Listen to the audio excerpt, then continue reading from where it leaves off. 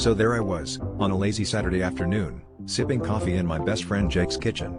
We were pondering life's great mysteries, like why socks always go missing in the laundry, when Jake noticed a small drip from his kitchen faucet.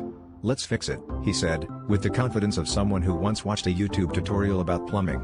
We gathered some tools, none of which were remotely appropriate for plumbing, and set to work.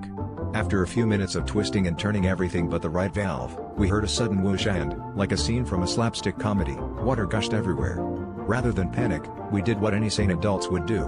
We started pretending we were Olympic synchronized swimmers, complete with exaggerated arm movements and dramatic poses.